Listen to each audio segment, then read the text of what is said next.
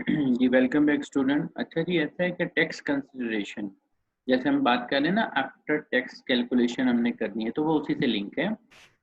Normal ये concept आप लोगों ने पढ़ा हुआ है पहले, ठीक है, कोई नई चीज़ नहीं है आपके लिए। लेकिन क्या है, हमने इस चैप्टर में इसको जाहिर सी बात है डिस्कस करना है, तो थोड़ा सा मैं रिकॉल कर लूँ। डेप्रिसिएशन और मैकर हमने याद करें। टैक्स में जो है मैंने आपको मेथड कराए थे कि टैक्स पर्पस के लिए जो है हम डेप्रिसिएशन कैलकुलेट करते हैं। और अच्छा, उसमें हमारा मेन पर्पस क्या होता है?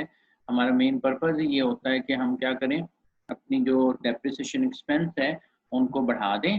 डेप्रिसिएशन चार्जेस को बढ़ा के क्या होगा, हमारी जो टैक्स है वो कम हो जाएगा। ठीक है, तो यहाँ पे देखें, अभी भी वही आपका मोटो है मेन कि everything else equal the greater the depreciation charges and the lower the tax paid by the firm. Okay, depreciation is a non-cash expense, we already know. ठीक है, assets are depreciated matters on one of the 8 different property classes.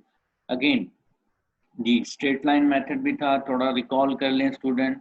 और आपके पास क्या था, double decline accelerated method भी था, but we recommended MACRS by modify accelerated cost recovery system is one of our best method that basically help us to create the much depreciation charges। और हमारा इससे क्या होता है, टैक्स चार्जेस जो हैं वो टैक्स जो है हमें कम देना पड़ता है। 8 डिफरेंट जो प्रॉपर्टी क्लास है उसके बिहाफ पे हम मैकर्स को अप्लाई करते हैं। Generally half year convention is use in a MACRS. ये मैकर्स की जो अजम्पशंस हैं और डेप्रिसिएशन की जो इम्पोर्टेंस है, ठीक है, टैक्स से रिलेटेड उस चीज़ को रिपीट किया जा रहा है। ठीक है, यहाँ पे मैकर्स नए सिरे से बनाने की आपको ज़रूरत नहीं है, जस्ट आपने इन परसेंटेज को भी माइंड में रखना है। हाँ, अगर आप बनाना चाहें बना भी सकते हैं। ये प्रीवियस टॉपिक हम ऑलरेडी डिस्कस कर चुके हैं, तो जस्ट यहाँ पे उसका टच है तो मुझे बताना था आपको। चलें जी, डेप्रिसिएशन और इसको ख़त्म करते हैं। ठीक है, अच्छा, अब एक और चीज़ कि जब हम कैलकुलेशन करेंगे डेप्रिसिएशन की, तो चलें आप लोगों ने कैलकुलेशन या डेप्रिसिएशन को तो आपने इन्वॉल्व करना ही करना है। तो डेप्रिसिएशन बेसिस पे tax accounting is the fully install the cost of an asset. This is the amount that by law may be written off over time for the tax purpose. अच्छा, ऐसा है कि depreciation basis में cost of asset plus capitalize expenditure को हमने involve करना है। अब ये कैपिटलाइज एक्सपेंडिचर होते क्या हैं, ये शायद देखें, आप लोगों ने एक्सपेंस के बारे में तो पढ़ा होगा लाजमी, ठीक है, लेकिन कैपिटलाइज एक्सपेंडिचर ये भी एक एक्सपेंस का वो हिस्सा होते हैं जिनको देखें। जो एक्सपेंडिचर है ना, ये भी एक एक्सपेंस है, लेकिन ये ऐसा एक्सपेंस है जिसको हम मोर देन 1 ईयर यूज करते हैं। ठीक है, देखा जाए जो आपके एसेट हैं, एसेट की अगर आप लोग डेफिनेशन करते हैं तो एसेट क्या है, economic resources that a company acquire to take future benefit. अब एसेट को भी एक्वायर करने का पर्पज ही सिर्फ ये है कि वी जनरेट द रेवेन्यू, हम रेवेन्यू जनरेट कर लें उनको यूज करते हुए। अच्छा, अगर सिंपल एक्सपेंस की डेफिनेशन करें तो एक्सपेंस भी यही है, it is basically a cost. It is a cost of your services, your product that help you to generate the revenue. Expense भी तो वही चीज़ है। तो आपके जो एसेट हैं उनको भी अगर लॉजिकली अंडरस्टैंड करें तो ये भी यही चीज़ बन जाती है, but right no it is considered as expenditure, क्योंकि जो एक्सपेंस है वो एक अकाउंटिंग पीरियड को टच करता है, वहाँ पे उसकी एक लाइफ जो है ख़त्म हो जाती है। बट एक्सपेंडिचर जो है मोर देन 1 अकाउंटिंग पीरियड तक लाइव रहता है। ठीक है, तो ये इसमें मेजर डिफरेंस था। तो capitalize expenditure are expenditure that may provide the benefit into the future and therefore are treated as a capital outlay and not as an expense for the period in which they are incurred। ठीक है जी, example shipping and installation cost होगी। Sale, देखें, जब आप asset पे purchase करेंगे ना तो उसमें आपकी शिपमेंट, आपकी जो इंस्टॉलेशन है, ठीक है, उसको वर्किंग कंडीशन में जब तक नहीं लाओगे, ऑब्वियसली बात है उसका कोई फ़ायदा नहीं है ना, हमें वर्किंग कंडीशन में उसको लाना है। ठीक हो गया, तो उसको वो बता रहा है कि वो भी उस एसेट की जो कॉस्ट है उसमें उसको हम शामिल करेंगे। ठीक है, वो भी हमारा एक आउटले ही कंसिडर किया जाएगा। Sale or disposal of a depreciation asset, generally the sale of capital asset generate a capital gain। asset sell for the more than book value। अच्छा, ये वो चीज़ें हैं जो पहले हम लोगों ने बात की हुई है, capital gain and capital loss.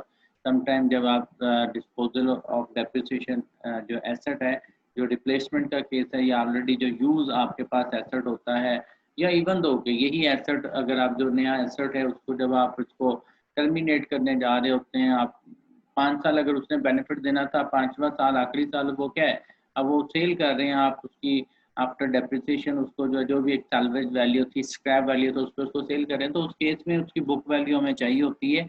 तो बुक वैल्यू के बिहाफ पे हम देखते हैं कॉर्पोरेट गेन एंड लॉस, और वो आपको पता है कि कब होता है, जब आपका जो है कॉर्पोरेट लॉस गेन उस वक्त होगा जब asset sell for more than book value, and capital loss will be occur when asset sell for the less than book value। ठीक है, तो उसी केस में आपका जो है ना टैक्स वगैरह जो है वो भी हम इन्वॉल्व कर लेते हैं। ठीक हो गया। चलें जी, calculation the incremental cash flow. अब 3 पॉइंट्स हैं इसके जो कैलकुलेशन में आएंगे। पहली बात, initial cash outflow. Initial cash outflow के लिए आप इनिशियल जो नेट कैश इन्वेस्टमेंट है, वो पैसा जो कि हम इसमें लगाएंगे और हमसे जाएगा आउटले, ठीक है, इसको हम कहते हैं इनिशियल कैश आउटफ्लो। वो पैसा जो कि हमने लगाया, आई मीन ये नेगेटिव कैश फ्लो होगा। अगर आप कोई प्रोजेक्ट है और आप कह रहे हैं जी 10,000 इस पे लगेगा, तो 10,000 आपसे गया, ठीक है, 10,000 अब आपसे क्या है, लेस हो गया, आपने 10,000 इन्वेस्ट किया, तो it is consider as a initial cash outflow. ठीक है।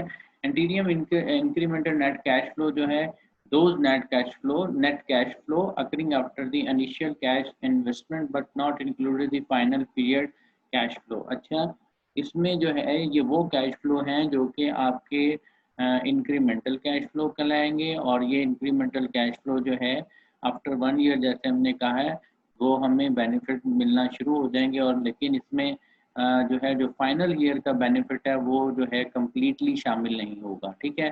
5 साल का अगर हमारा 5 साल का अगर हमारा ये एसेट है, 5 साल तक इसने हमें अगर बेनिफिट देना है, तो 5वें साल में इससे भी कैलकुलेशन करेंगे, लेकिन 5वां साल जो लास्ट ईयर होगा उसको हम टर्मिनल ईयर, ये थर्ड स्टेप है ना, टर्मिनल ईयर्स कंसिडर करेंगे। Terminal year incremental net cash flow consider करेंगे। इससे क्या होगा, final project net cash flow जो है आपको पता चल जाएगा, क्योंकि उसमें जो उसके आई मीन के सैलवेज वैल्यू या उसमें जो उसके टैक्स का ट्रीटमेंट है, अगर आप उसको अच्छे उसमें सेल कर देते हैं, ठीक है, वर्किंग कैपिटल को भी आपको वापस चेंज में लाना होता है, ये सारी चीज़ों को प्लस माइनस करके तो फाइनल टर्मिनल कैश फ्लो हम कैलकुलेट करते हैं। ठीक है, तो ये आगे फॉर्मेट है जिसको मैं जो है, और एक एग्जांपल है जो कि नेक्स्ट हमारी जो वीडियो है उसमें मैं इसको डिस्कस करता हूँ। ठीक है जी, ओके, अल्लाह हाफिज़ फॉर दिस क्लिप।